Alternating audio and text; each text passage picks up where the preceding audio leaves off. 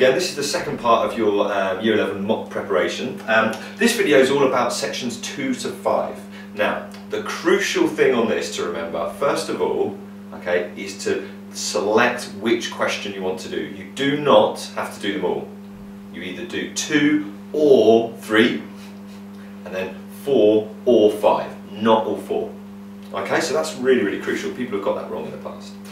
But actually, I'm going to try and show you that it's quite simple to do these questions. And it says up here, as simple as pizza and chips. And you're probably thinking, what on earth is Mr. Hill talking about? That sounds stupid. Pizza and chips, nothing to do with history. Well, this is how it works.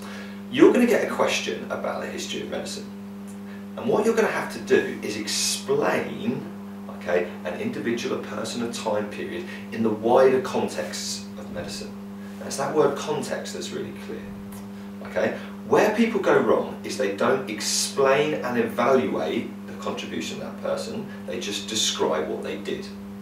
So here's our example. We've got pizza and chips up here, and the question says, which of these foods contributes more to a healthy lifestyle?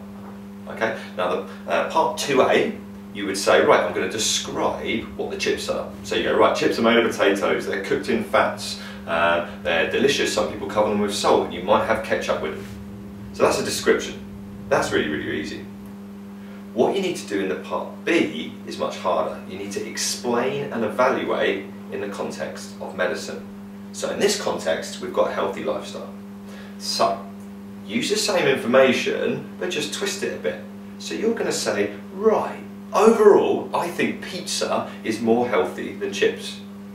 They both contain carbohydrates, and here's your specific knowledge. In the case of chips, that's potatoes.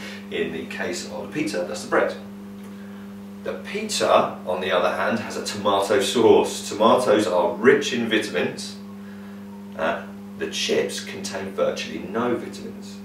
You may say, well, also the pizza has an option for a variety of toppings, where really the topping you would put on chips is usually salt and vinegar, which has very little nutritional value. In fact, it's quite bad for you.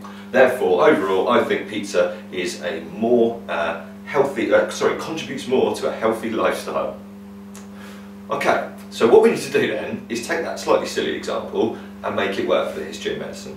So the next slide shows you a potential question, and in fact it's what I want you to practice. So it takes 2 of our individuals, John Snow and Edwin Chadwick, and it says, right, which one of those 2 contributes more to improve public health? Okay, so that's the part B, and that's really what we're going to focus on. So how you would structure this is the next slide. So the first thing you would put is a little mini judgment. So you want to say, do you think Snow contributed more, or do you think Chadwick contributed more? Okay. Then you would explain the contribution of the first person. So you say all the stuff that John Snow did and why it was important in the context, okay, of public health. So just like we talked about the context of a healthy lifestyle, talk about the context of improving public health. It's also good to say, well, what came before him and after him? Okay, so what did John Snow change and what did this lead to? Otherwise you just end up stating what he did, and that helps that kind of evaluation of the 2. Then you would probably compare it by then talking about Edwin Chadwick. So what does Edwin Chadwick do? What came before him? What came after him? And how does this bring about change in approaches to public health? Final little part then is make a detailed judgment about who is most important and why. Kind of like a mini conclusion, I suppose. Now, you might have been sat there going, crikey, who's John Snow and who's Edwin Chadwick? If that's what you're thinking, the first job you're going to do right now is press pause, go on GCSE Bite Size and find out who they are. Because it's going to be impossible to answer the question without that knowledge. But that's the purpose of the revision.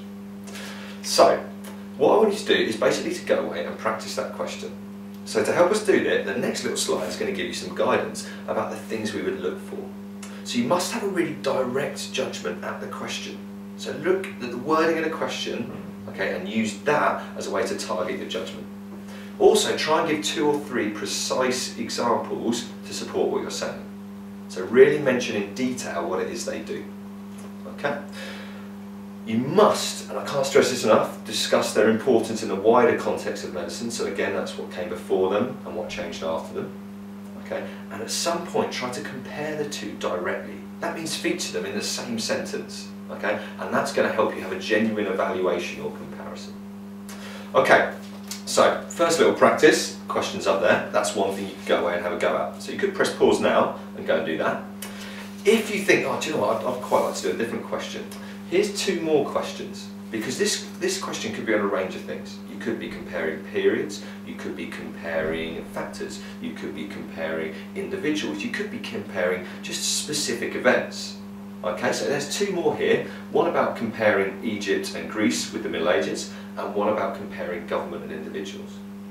The final slide gives you kind of an idea of the scope of what it could be on. It could be on any one of this massive list here.